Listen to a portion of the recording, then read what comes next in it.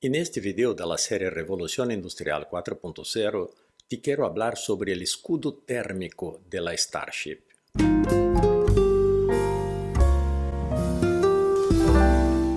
El escudo térmico es quizás el componente más crítico de las naves que tienen que volver al planeta, sea para traer una carga, como fue el caso de la nave de China que trajo una muestra de la Luna, como los que tienen que traer pasajeros, o sea, astronautas de vuelta a la Tierra.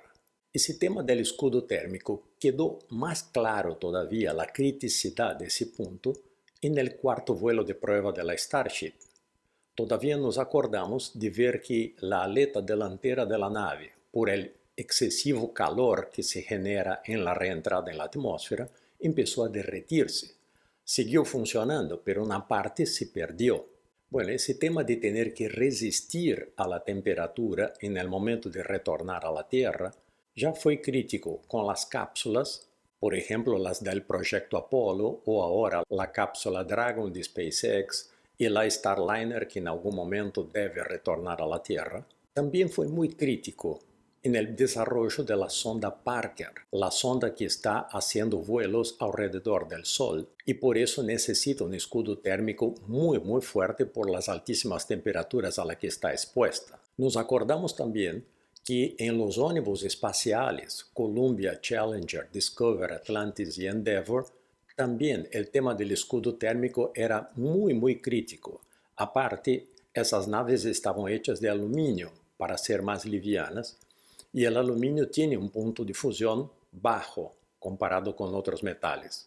Entonces se necesitaba sí muchísimo control de temperatura, muchísima resistencia a las altas temperaturas. Y obviamente ahora en la Starship ese tema vuelve a la discusión y además pasa a ser mucho más crítico. Bueno, nos podemos preguntar por qué es necesario tener un escudo térmico en la nave. La necesidad viene de cuando la nave está en órbita, tiene que estar a una velocidad muy alta para poder escapar de la gravedad del planeta, de nuestro planeta Tierra. Esa velocidad tiene que ser por lo menos 28.000 kilómetros por hora y va a estar en el espacio, o sea, está volando a esa velocidad sin ninguna resistencia atmosférica, sin ninguna resistencia del aire. Es más, aunque no utilice motores, la nave va a seguir en esa velocidad, no se va a acelerar, pero tampoco se va a desacelerar. Diferente, por ejemplo, de lo que tenemos aquí en la Tierra, que si dejamos de hacer fuerza con el motor, si dejamos de dar aceleración, el vehículo, sea un avión, sea un auto, se va frenando por una cuestión de resistencia. Bueno, entonces, en el momento que la nave empieza a descender para volver a la superficie de nuestro planeta, la nave está con velocidades por arriba de 27.000 kilómetros por hora y empieza a tener contacto con los gases de la atmósfera, con el aire. Y en el momento que tiene ese contacto, por su alta velocidad y por su volumen, la nave empieza a comprimir el aire. Comprime el aire que está en contacto con la nave y eso genera alta temperatura, tan alta que el aire se hace plasma, o sea, gas comprimido a altísima temperatura. Y esas temperaturas están por arriba de los 1650 grados Celsius. O sea, el aire que está en contacto con la superficie de la nave tiene más de 1600 grados de temperatura. En el caso de la Starship, que es una nave hecha de acero inoxidable, para tener la comparación, el acero inoxidable se funde a 1450 grados, o sea, 200 grados menos que la temperatura del aire que lo rodea. Por eso necesita ese escudo térmico. Si no, la nave se derretiría y se destrozaría totalmente en ese proceso de reentrada en la atmósfera. Y también dijimos que es más crítico en la Starship, y vamos a ver por qué, en este caso, de esa nave enorme de más de 50 metros de largo, es un tema crítico. Bueno, el primer punto de criticidad del escudo térmico en la Starship es que la Starship tiene partes muebles. En el caso de los ónibus espaciales, toda la panza de la nave era la que hacía fuerza para comprimir el aire de la atmósfera. Y las partes muebles ahí eran muy pocas, las puntas de los flaps nada más. En el caso de la Starship, tenemos las 4 aletas, 2 adelante, 2 atrás, que reciben muchísima temperatura, principalmente del lado de abajo, del lado que está el escudo térmico. Otro punto de criticidad de la Starship es el tamaño de la nave. Estamos hablando de una nave de más de 50 metros de largo y de 9 metros de diámetro. Es mucho más grande que los ónibus espaciales. En esa foto podemos ver la comparativa de tamaño. Pensar que los ónibus espaciales son solo la parte central de lo que vemos en esa imagen, o sea, el tanque externo de combustible y los propulsores adicionales no vuelven en el proceso de reentrada. Así que solo el avión espacial blanco que estamos viendo en esa foto es el que retorna. Además de partes muebles y además del gran tamaño de la nave, lo que también agrega muchísima criticidad al tema del escudo térmico es que la Starship está hecha para ser reutilizable. Entonces, no se puede tener un escudo térmico que a cada vez que está expuesto a alta temperatura se tiene que reemplazar o se tiene que volver a construir. La idea de la Starship es una nave que puede volver a la Tierra, aterrizar y volver a salir con muy poco servicio de mantenimiento. Esa es parte fundamental de la ecuación económica de SpaceX en el desarrollo de la Starship. Tiene que ser una nave completamente reutilizable. Cuando los ingenieros espaciales estudian el tema del escudo térmico y de la necesidad del escudo térmico, siempre uno piensa, bueno, ¿y qué alternativas podemos tener? Una alternativa que se estudia es el cambio de materiales. Y ahí tenemos que hacer una separación. El cambio de material de que está hecho la nave y el cambio del material del escudo térmico. Si la nave estuviera hecha de un material que resiste a las altísimas temperaturas, no sería ni siquiera necesario el escudo térmico.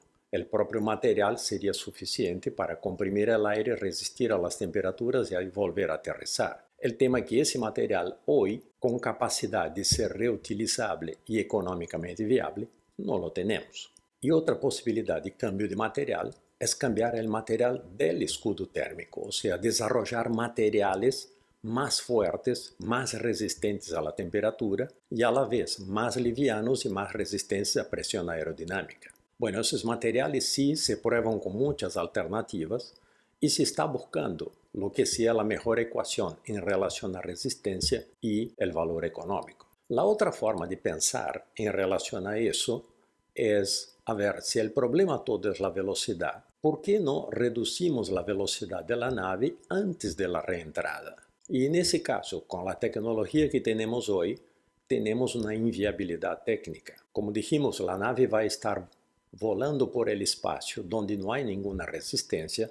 La única forma de reducir la velocidad de la nave es quemando combustible en el sentido opuesto al del movimiento de la nave. Como no hay ninguna otra resistencia en el espacio, la cantidad de combustible necesaria para eso sería casi equivalente a la cantidad de combustible del lanzamiento. Entonces la nave tendría que haber salido de la Tierra con el doble de combustible. Por ahí cuando tengamos un sistema de propulsión nuclear donde la cantidad de combustible no es crítico, o sea, la nave siempre tiene la capacidad de propulsión, vamos a tener una mejor solución para eso. Vamos a poder utilizar el sistema de propulsión para reducir fuertemente la velocidad de la nave, de forma que la compresión que va a ejercer sobre la atmósfera no va a ser tan crítica. Pero con la tecnología de propulsión que tenemos hoy de cohetes químicos, requiere muchísimo combustible hacer esa reducción de velocidad. Vamos a ver también cómo es hoy ese escudo térmico de la Starship.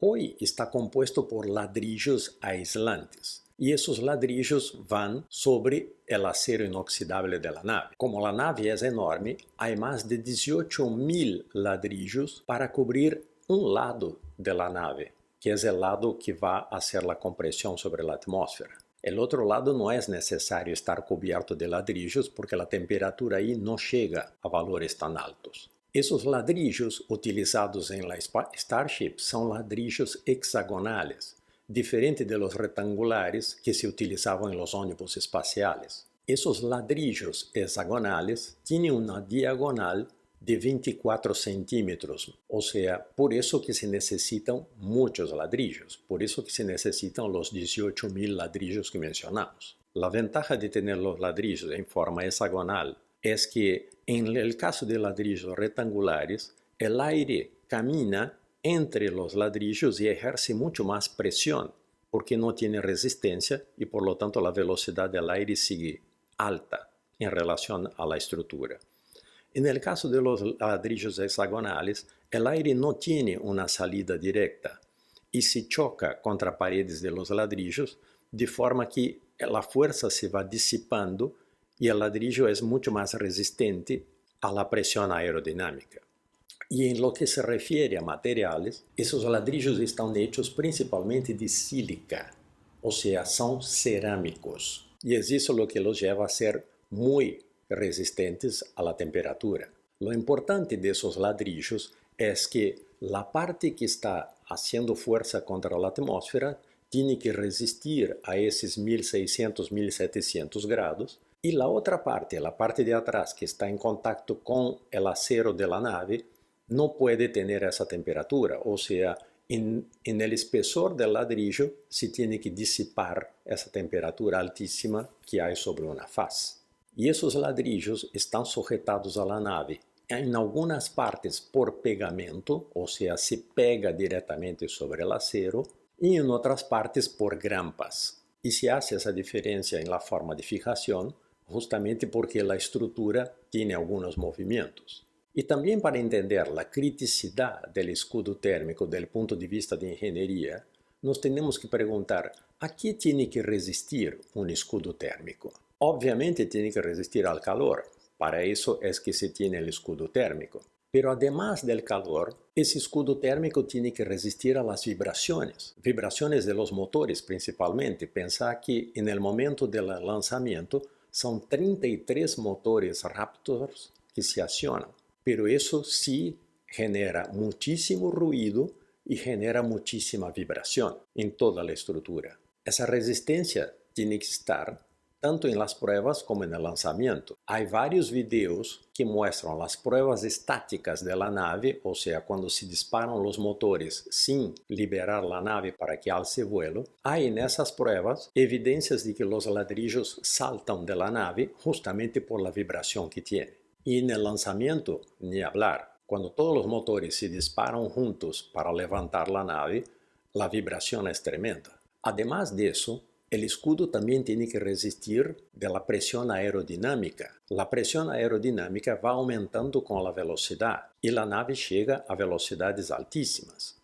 Como la presión aerodinámica depende de la velocidad, cuanto más alta la velocidad, más presión aerodinámica la estructura siente mientras está en la atmósfera, tomamos como prueba este cuarto vuelo de la Starship. En ese cuarto vuelo podemos ver que a los 32 segundos de vuelo, la nave ya está a una altura de 2000 metros, que no es mucho, pero ya está a una velocidad de más de 500 kilómetros por hora. Y eso que es una nave que en el momento del lanzamiento tiene 4.800 toneladas. Después, al 1 minuto 15, la nave ya está supersónica, ya está por arriba de 1.300 kilómetros por hora, a 10.000 metros de altura, que es más o menos la altura de un vuelo comercial de avión.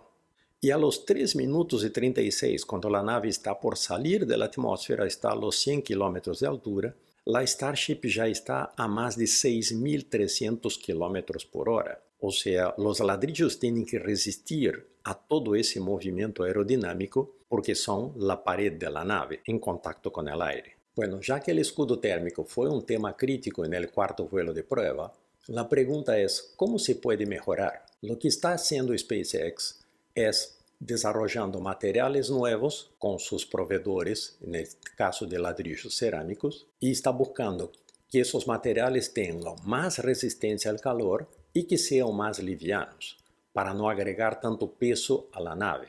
Pero sí lo que están haciendo en preparación para el quinto vuelo y que sí agrega peso a la nave, están poniendo una doble capa de ladrillos. O sea, ladrillos con materiales nuevos que tienen mucho más resistencia, van pegados a la estructura de la nave y van cubiertos con los ladrillos que estaban originalmente. Esa solución seguramente no es una solución permanente, lo ideal es tener una capa de ladrillos que sea resistente y reutilizable, pero seguramente está en línea con la forma de pensar de SpaceX, que es tener redundancia.